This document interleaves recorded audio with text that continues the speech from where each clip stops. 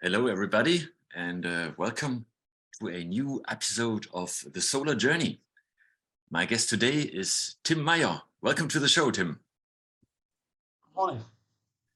Hi, Tim. Yeah, so Tim has been a renewable energy systems and energy markets enthusiast for over 27 years. He started his career in technology development and management at Fraunhofer Institute in Freiburg, Germany. After his time at Fraunhofer, he held several executive management positions in the first booming years of solar in Germany. Back then, just to give you an idea, he was the CTO of the German company called Conergy, one of the big brands in the first industrial phase of solar. He then moved from tech to electricity trading. He founded his own startup called Grünstromwerk. That's a German term, in English, something like green electricity workshop or plant. So Grünstromwerk provided regional green electricity solutions. And after a few years, his company was taken over by one of the Germany's largest green electricity utilities called Naturstrom.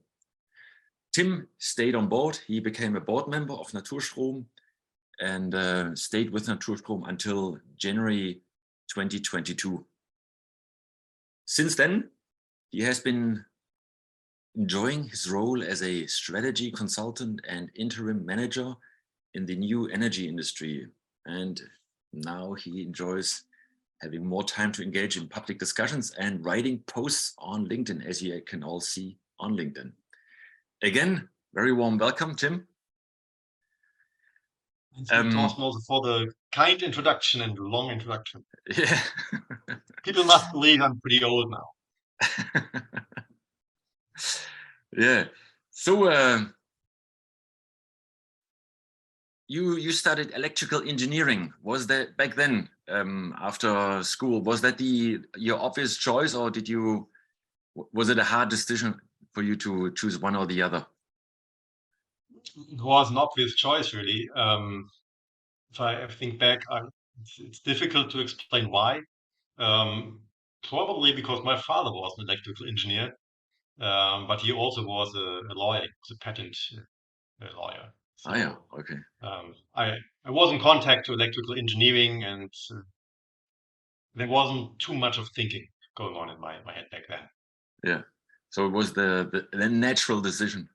Yeah. More or less, yeah. Yeah. And I liked it, of course, because it's I'm an engineer by heart in a certain sense. Okay. Excellent. Just like me, you studied in Karlsruhe, Germany. How did you end up in the Rhine Valley? I studied in Aachen, really my PhD thesis. Just a PhD. Okay. My professor was in Karlsruhe, Okay. but physically I spent that time in Freiburg already. So yeah, most of my time was at Fraunhofer, and my professor was in Karlsruhe. So I didn't really live in Karlsruhe. All right. Okay. So so you studied electrical engineering. You were at the Fraunhofer Institute, let's say the most prestigious solar R&D institute in Germany. Why did you choose solar? When did your interest in ecology, etc., start? Was there a special trigger? So already as a teenager, I found that something's going wrong. I couldn't put my finger on it, but no, the way we treat our planet can't be right. And of course, there was Chernobyl as the main disaster that really made everybody understand this might not be the right track to go for energy. But for me, it was all still pretty vague. So it was in Aachen, actually, when I studied, that I got more and more in contact to real ecology topics. First other environmental things, and then really energy. And my diploma thesis was on developing a module integrated power inverter. Back in the early 90s, that was fancy stuff. Yeah. Yeah, interesting, cool. And so you spent a lot of time, your initial career in solar technology as an engineer, but also in management. What made you switch to switch to the electricity market, to trading electricity, buying and selling electricity? Well, actually, there were 2 points. One was after leaving Fraunhofer, which was more like going into industry to make things happen more and to yeah be able to create things and make business actually. And that was in more or less classical solar industry, as you mentioned. And back then, I did quite some restructuring. Conergy was a restructuring case, the earliest in the industry. There were some heavy management mistakes made. So this company crashed first, which was interesting to see because I learned a lot about restructuring companies and about, but that learning how not to do things. But it was like around 2011, 12 when also the German boom came to an end, and it was more or less the race for cost down, right? Yeah. That was the industry mechanics. And for me, I thought, well, first of all, I've done that now for a couple of years. So it's a little bit boring for me. But then I asked, well, it's not only about cost down. As an engineer, I was quite optimistic that at the end, PV will be the cheapest energy technology. But the key question was how to use it, and not on the technical side how to use it, but how to integrate it into energy markets and systems. And that's really why I left solar industry then, to say no, there must be more. And so I did some consulting, and out of that I founded Grünstromwerk, that small utility that was specialized on as a first company in Germany to make electricity tariffs and products for end customers out of PV electricity, right? Yeah. So to use the electricity as a product rather than self-consumption or other things. That's easy, but really utility business. Yeah. And what made you start your own company? You couldn't find a similar solution in the market, and you thought that's an innovative business model, or what triggered you to start your own, to start Grünstromwerk? Well, certainly the utility business in Germany was very conservative back then. It's still in large shares relatively conservative. Yes, there wasn't a similar solution around. Like you could just say, "Oh, I go to that company," but also I just wanted to run an own company. I just wanted to try, right? Yeah. And as you know, or maybe you know, you have the same experience, but to start up your own company, you also have to have some naivety. So just to believe, oh, it's going to work, and then you see the real problems later on, but you would never start. Problems right ahead. So I just wanted to try.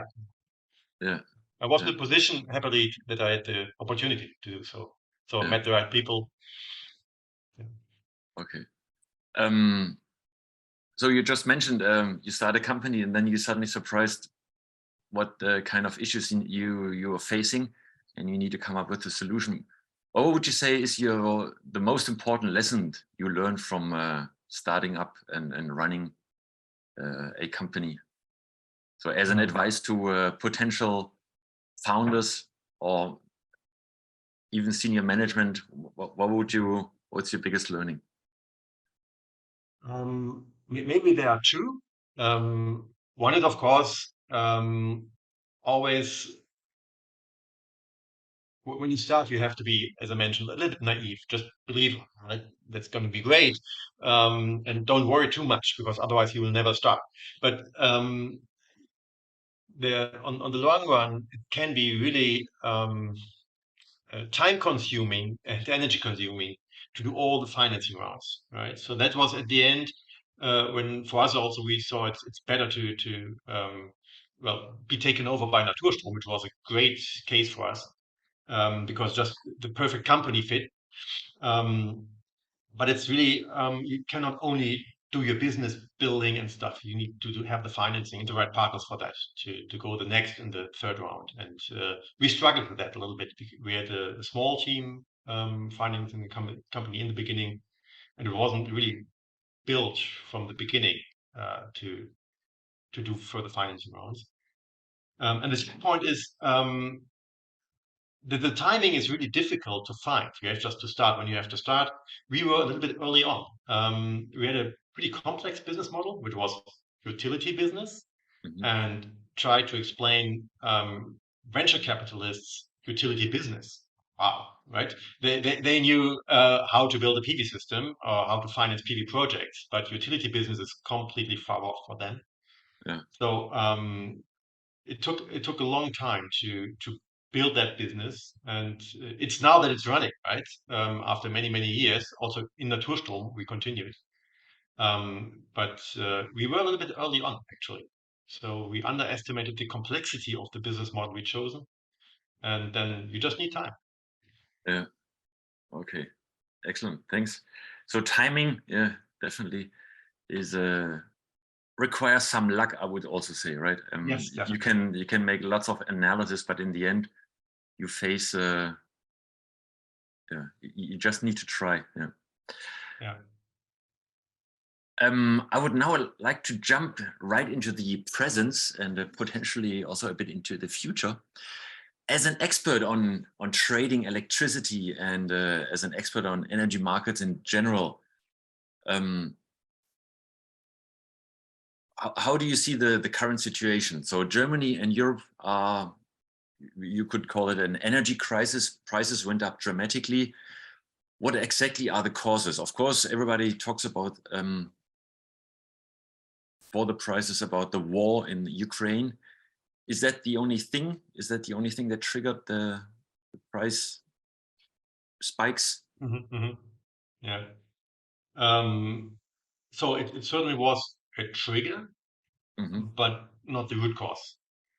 And there were several root causes and several circumstances, bad luck, that matched quite well. So I believe the root cause is that Europe, but particularly Germany, has maneuvered itself into a huge dependency from Russian pipeline transported gas, right?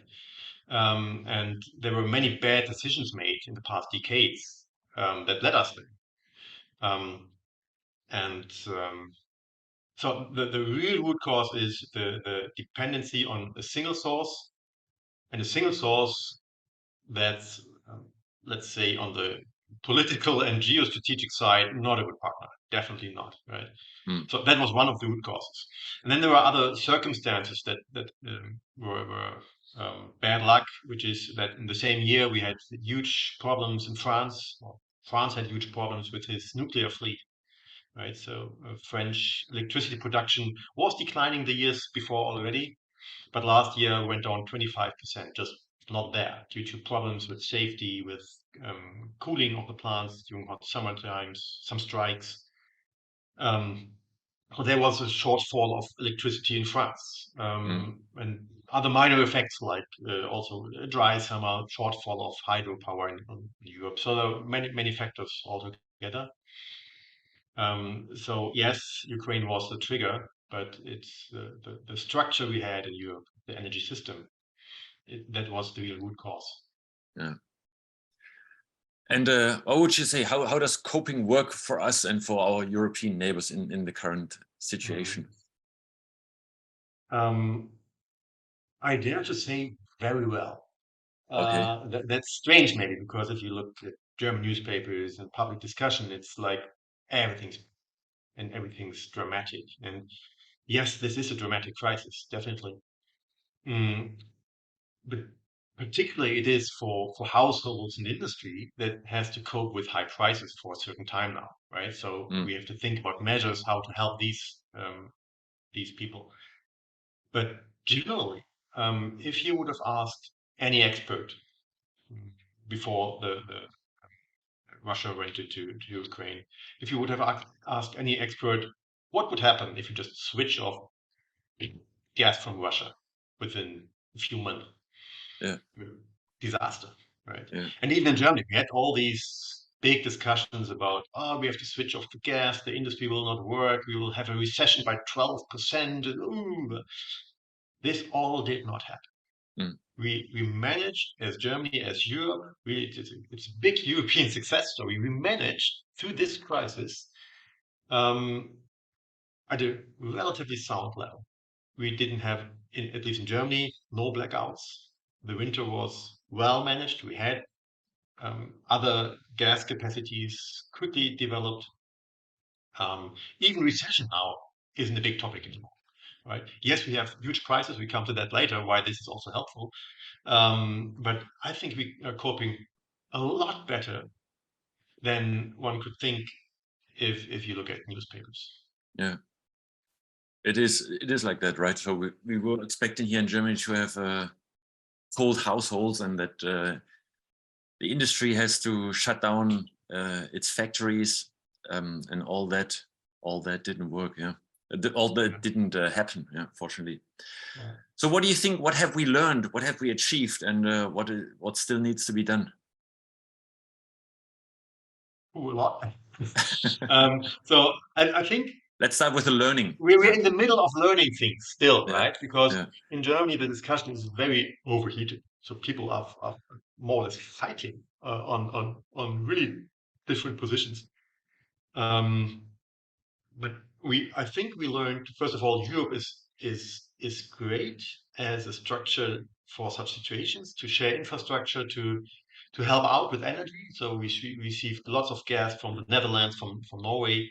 Well, they earned a lot of money with it, actually. We helped France with our electricity and so forth. So it's really good to have also strong interconnectors in the electricity grid. That's all value we have in. We also learned that apparently, if there's a real crisis, we are able to act. Right? If you look at the discussion in Germany on the LNG terminals, that was fast. It was really fast to get these things, right? Also on many measures that have been taken, not only in Germany, also in Europe, the last decisions on European level, not only on energy pricing, but on climate technology and change. It's good, right? Yeah. So we have learned that we are able to move if there's a real danger. The point what we need to learn is that climate change is a real danger, and just because it's not today that, I don't know, we have a cold home, no reason to wait. So that's something we still have to learn. And we have to learn, I think, in political discussion, that transformation of infrastructure is a process. And our discussion culture does not work towards valuing such a process. It's always about, oh no, prices are high, we have a huge problem. This price shows that a renewable energy system will never work. We had that discussion in early December in Germany, quite fascinating. We had 2 weeks, very cold, still wind. So energy prices, electricity prices, sky high. And you could see all these posts and all these messages in the newspapers. This shows renewable systems don't work, because if there's no renewable, we have a problem. We need gas and even nuclear. 2 weeks later, there was a steep fall. So we had much more wind, and it was warmer, and prices really went down. Then the other voices came, now you see, renewables are great. And sure, that's true. But how could this be that, as if you live in two separate countries, you have to combine these positions, and you have to learn that value at a certain point of time doesn't say anything, right? So you need to think in systems and transition paths, and of course we need storage and so forth. And it's difficult in Germany today, I believe, to really have a good fact-based discussion on what's the target system we are going for, and what is the transition path and the steps we need. So we waste lots of time with really strange discussions on nuclear, on whatsoever. Yeah.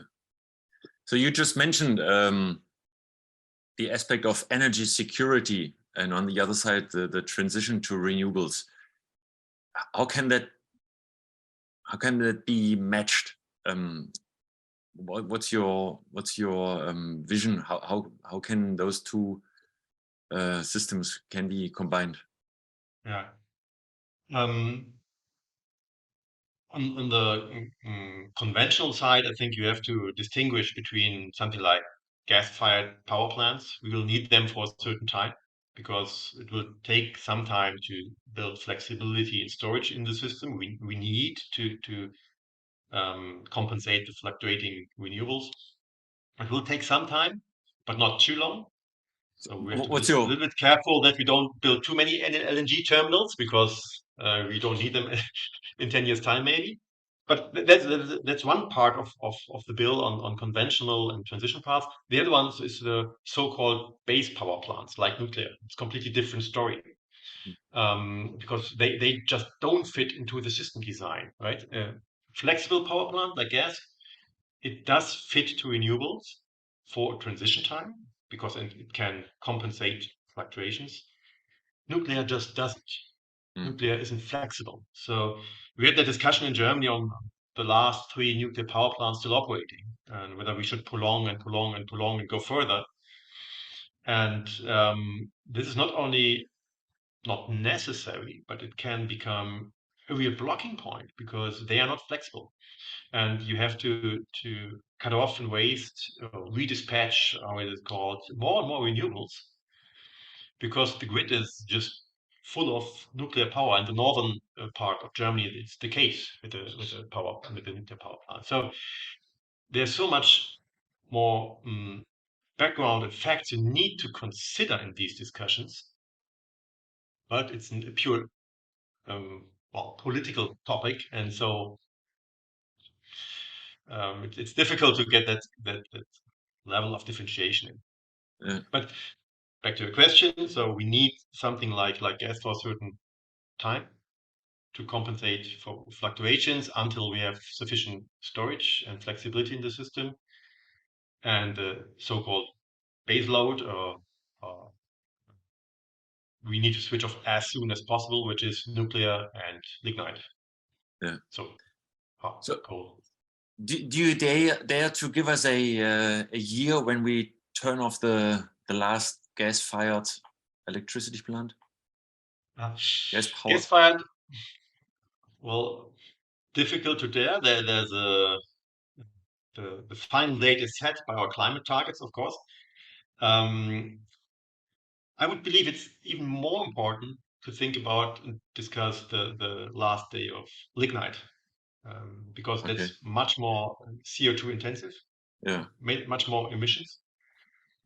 And there was, after the last decisions on European level, what I just mentioned, the Potsdam Institute, for example, one of the biggest institutes on climate change in Germany, and also the economics behind said, with these decisions, it might take only until 2030 until lignite is just switched off for cost reasons. And that's really good news, right?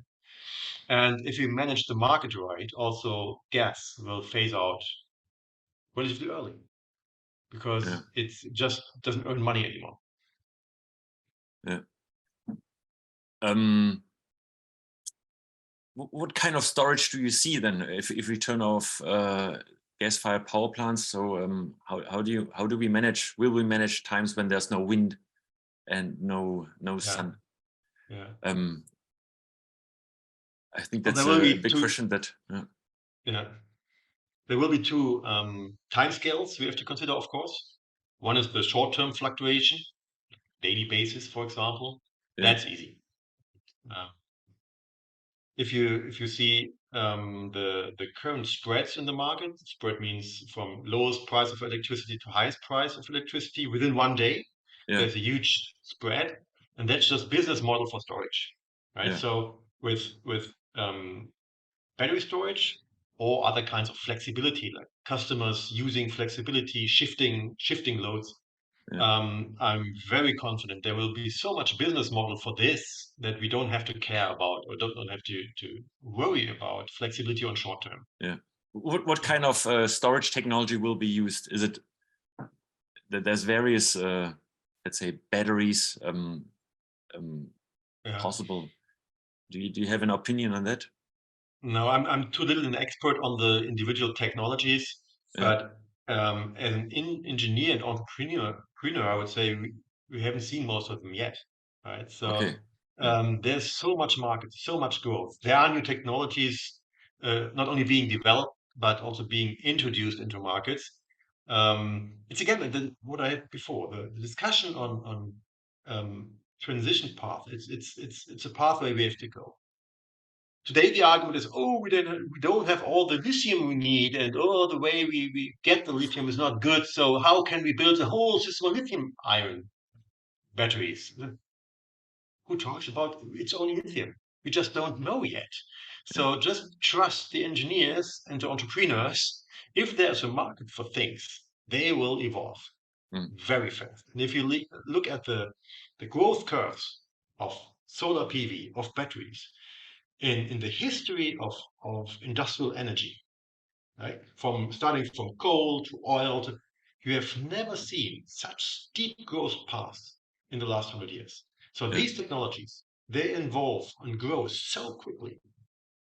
Mm. Has never been there before. So that's dynamics, market dynamics, industry dynamics, and just we have to create the environment for that, and then it will happen. So long story short, I don't have an idea what exact technology it will be, but don't worry, there will be enough.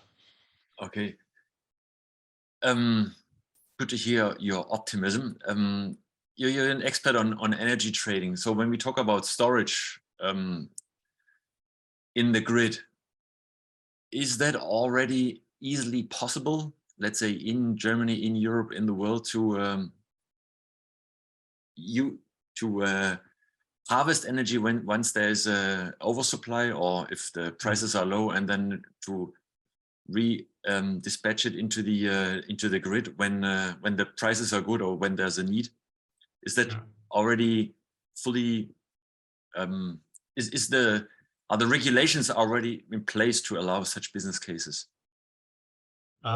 So it strongly depends by country, Yeah. because energy is always highly regulated and very differently regulated in every country. So I cannot judge how it's in Australia.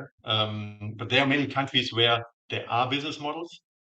In Germany, we have the problem that our regulation is not yet made for a real 100% renewable energy system, also meaning for the integration and use of storage. Mm. So it's actually not easy today to make a business model just for storage as a standalone thing. Right? You can create a business model if it's a storage to increase your self-consumption as an industrial customer or household. There's not only so you can save or earn money on that, but also the regulation allows you to do certain things. As a market actor, just have a storage put somewhere and act in the market, it's much more difficult. So there needs to be change of regulation, further change of regulation to really make these multiple business models possible, and to also change the ways the grid fees, for example. When Yeah. in what case do we have to pay them? I'm quite positive that this will be addressed by the government soon, but it's as of today not yet really well regulated. Yeah. So you just mentioned Australia, and Elon Musk built maybe one of the first big batteries there, and it seems that it works and that it makes sense from a business point. That's at least what I read. So what's different in Australia compared to Germany when we talk about storage facilities? As I mentioned, I can't really judge because I don't know the Okay. Australian regulation well enough. Okay. But there's 2 points. One is, am I allowed to do certain things? Yeah. And if I'm allowed, what do I have to pay for that, for the use of grid, for example, right? And if that's too difficult, like in Germany, that's the main roadblock. The business case itself, like what is the spread in the market? How can I earn money? Can I make an arbitrage, or can I make reserve power business? That's, I would believe, in most countries, there would be a case for battery because Yeah. the spreads in the markets are very good. Yeah. And they are going to be higher and higher if you only put in more renewables without having that flexibility, of Mm. course. So when I understand you correctly, the at least for Germany, the biggest threshold right now is what do I need to pay to the net operator for receiving and again sharing my electricity from the Yeah, storage. yeah, Is that the yeah. case? These good rules are certainly a major point. Yeah, but And then I would say, why is it so difficult? Why is it so? What's stopping us from changing or implementing the right regulations to allow for that? my feeling is that particularly in energy regulation in Germany, we have over decades just mm, put new elements here and there to make certain things possible, also to create certain applications. But we've never really designed the whole legislation towards the future system. So it's thousands and thousands of pages of um, legal text you have to understand. And if you are now the lawmaker, it's almost impossible to change something without having um, contradiction to other laws elsewhere, right? Mm-hmm.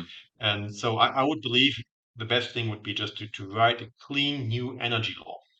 Yeah.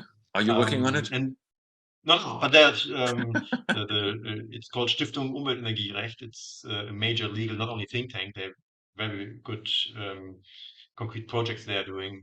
They have proposed exactly that.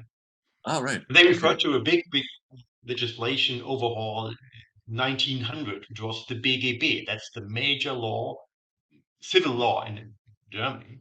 Mm-hmm. And before that, there was chaos, and then there was the BGB, which is a clean and consistent framework, Yeah. right? And they propose to have a similar thing now on energy.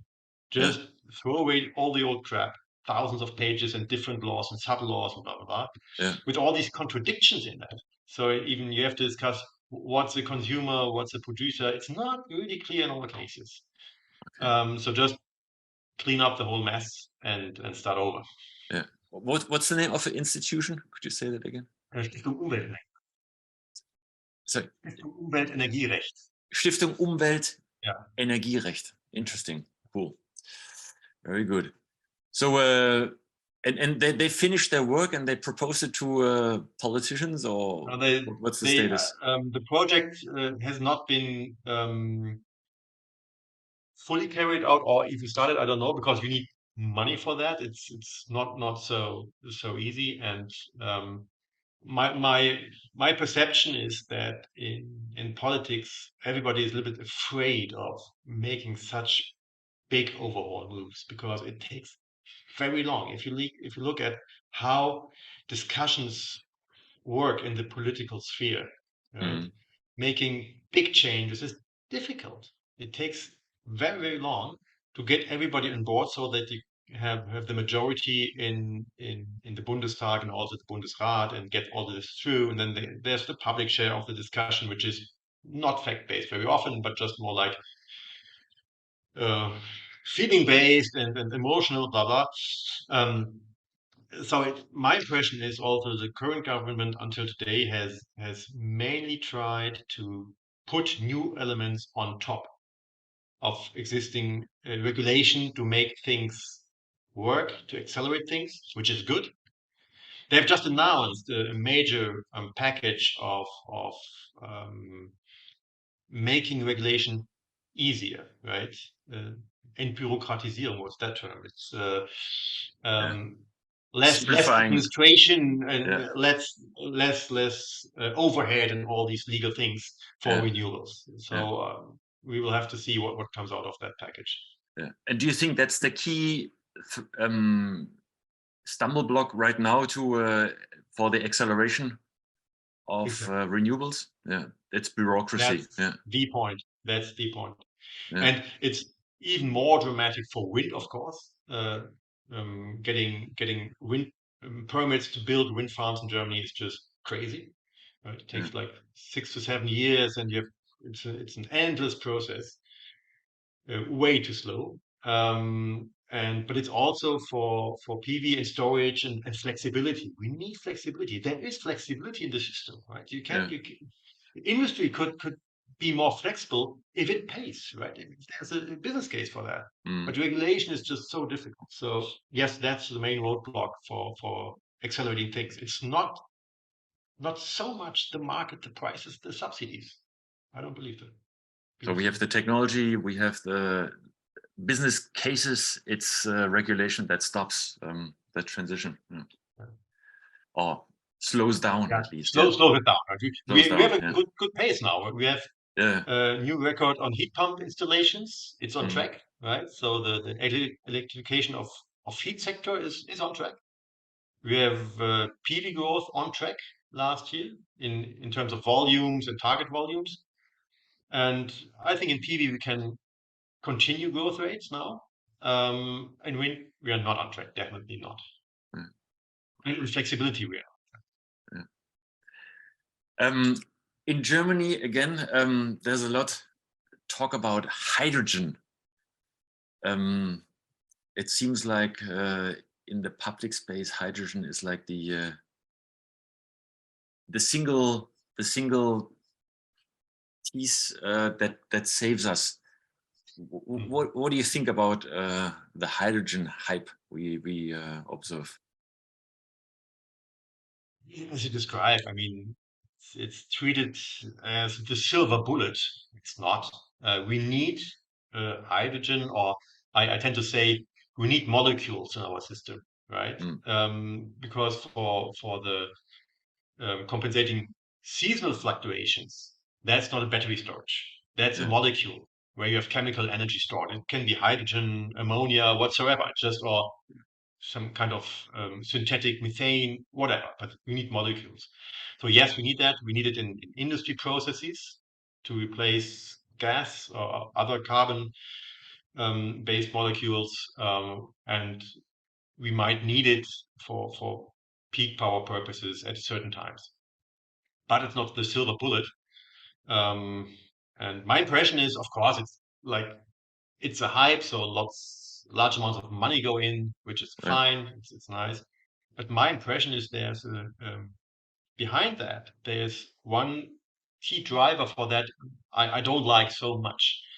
If you look at particularly from the parties and actors which for a long time supported the old system, the old centralized system we had, fossil-based big power plants. These people still, I believe, mainly think in central structures. So if you look at certain parties, they say, oh, we need no nuclear fusion. That's the silver bullet. Complete nonsense. It will be far too late to do anything about climate change. Or we need carbon capture and storage. That's the silver bullet. That's, for me, again, nonsense. It's driven to be able to remain the old industry structure. I have a big power plant and just dump the carbon dioxide, which is not proven and not safe yet, right? And similar is it with hydrogen. It's a very much centralized technology. You can build huge electrolyzers, huge plants to make hydrogen, and that's not so good. You can start making hydrogen from methane, right? And dumping the carbon dioxide. So it's all big technology for big companies. Big old oil industry likes the idea, certainly. Big old gas industry likes the idea, certainly. So that's the dangerous part of that hype. It's that old industries that don't really have the drive for climate neutrality, they drive hydrogen. And that's, again, a little bit dangerous. We have to be very careful that the good part of the hydrogen hype, that's innovation, it's growth, it's new market, maybe new industry leadership, that this is really focused on a purely renewable energy system and the role hydrogen can play in that system and not in the old system. Yeah.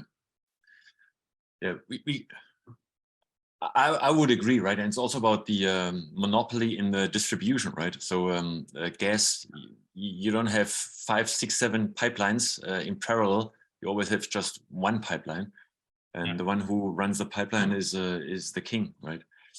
And with heavily decentralized energy systems, then everybody can create a business. The threshold is massively reduced. Yeah. So what we have seen, and we've touched it several times, we have seen a liberalization of the electricity, or in general energy market. I think it started around 2000 in Germany, and so where are we today, and what still needs to be done? We mentioned let's say, rewriting the code. Is that the key thing? But could you be more precise on one or the other aspect which we still need, and how it could help the transition to renewables? So first of all, we will make further big progress also with the old legal code, right? It's not the prerequisite to really get things going. Yeah. I believe we should start that exercise now, so that we have at a certain point of time a fitting code. But it's not that we can't grow renewables today. We do already. On the liberalization side, I think many things are done relatively well.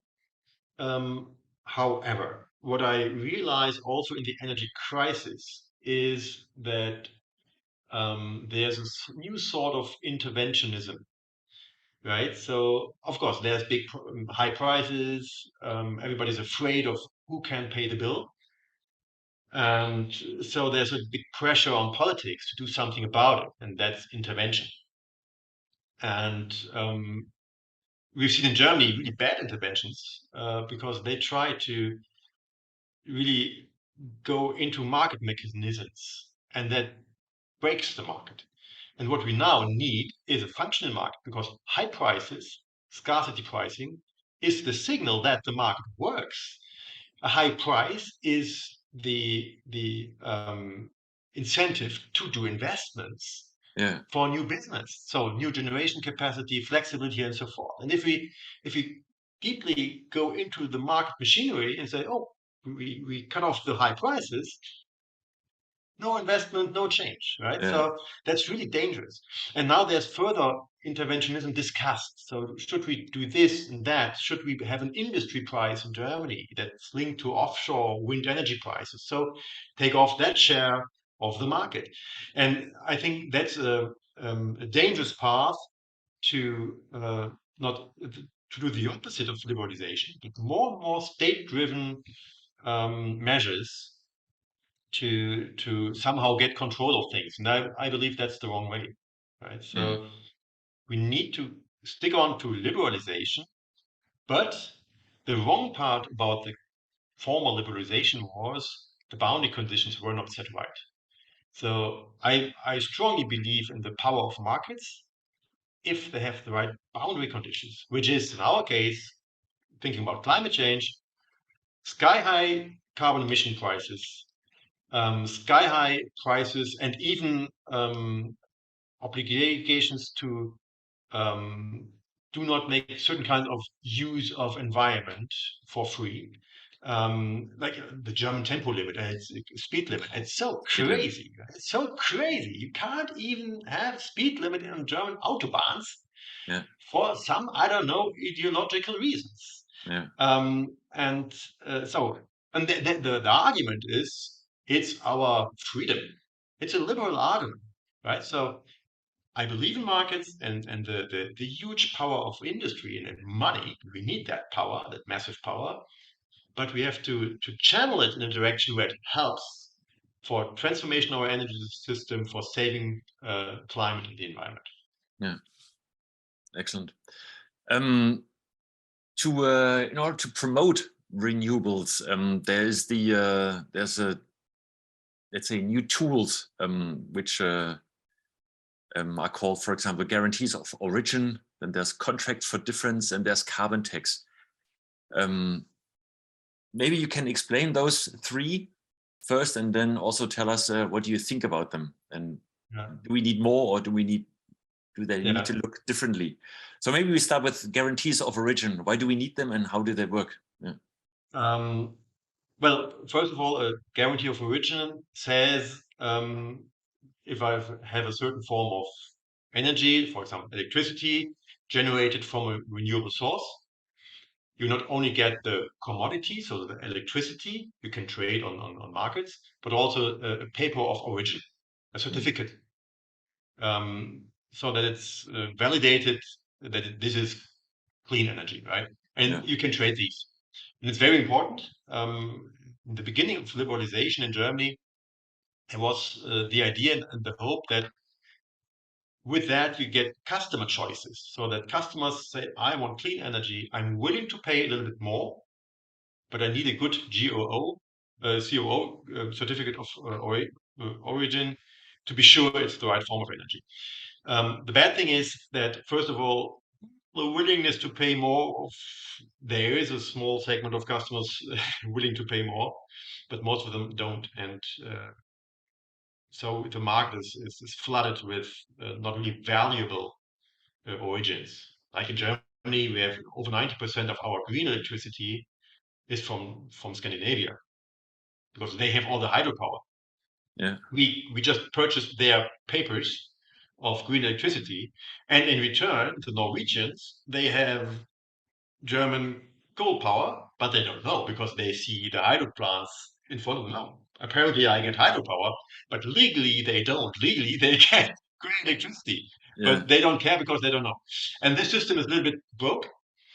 And it would be good to also have tighter limits on that. And at a certain point of time, however, it will change, because if everything's renewable, you don't need the certificate anymore. Yeah. It's green anyways. Right? Yeah. But for the transition, it's a good instrument, but it has a relatively it has an impact, but the cost adder cannot be too big. Yeah. So you can move not so much money with it. Yeah. Then there's carbon taxes. I think that's pretty straightforward, right?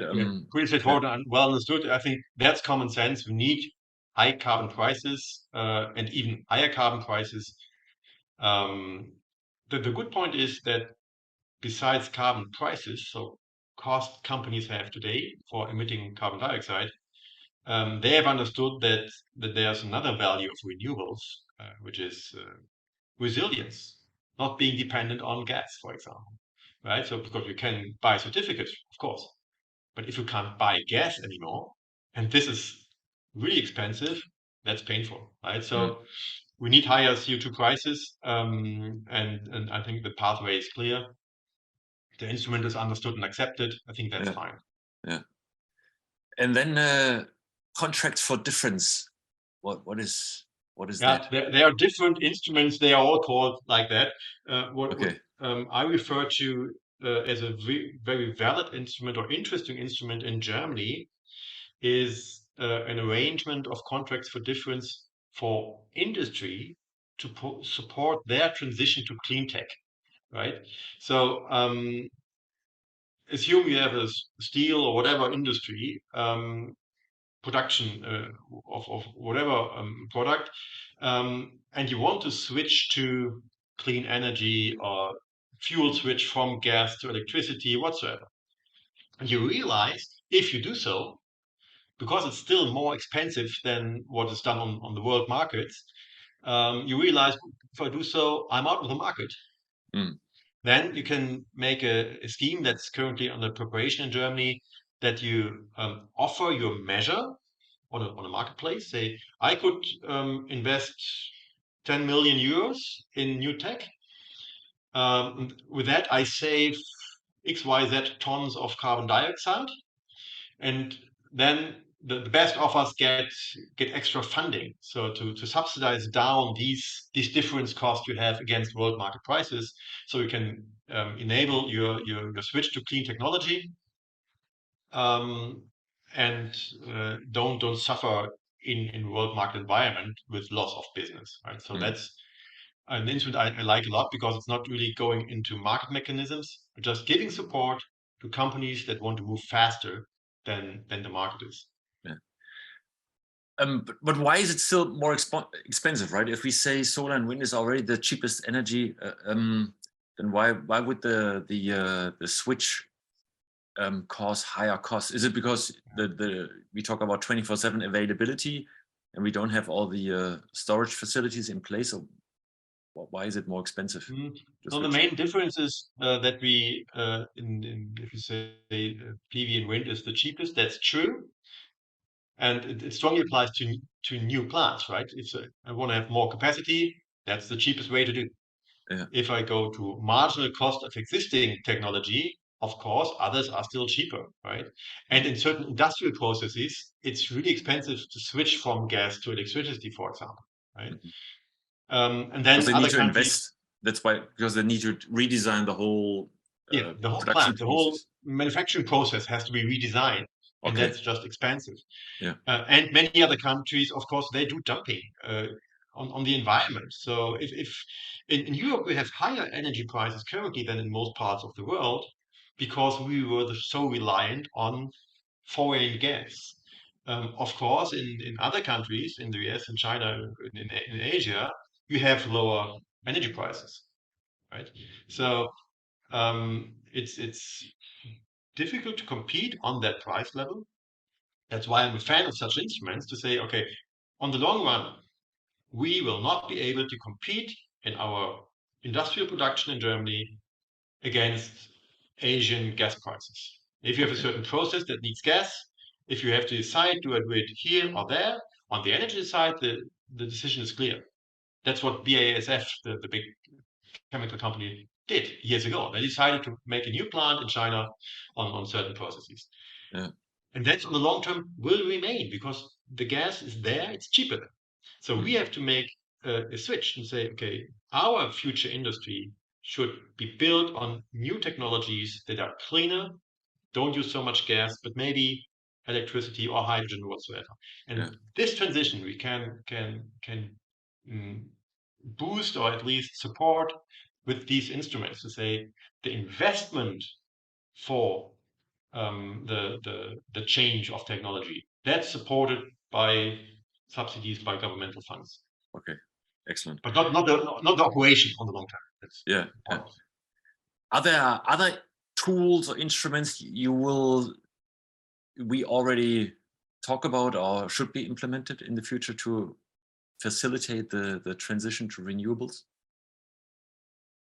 I think we had all points like legislation, making things easier, certain support schemes to really support the change of infrastructure. Of course, we will need, and that's a very important point for the political discussions. I think we need to do a lot more about our policy in terms of social policies and having a just system, right? So today we often have the problem that if we change our energy system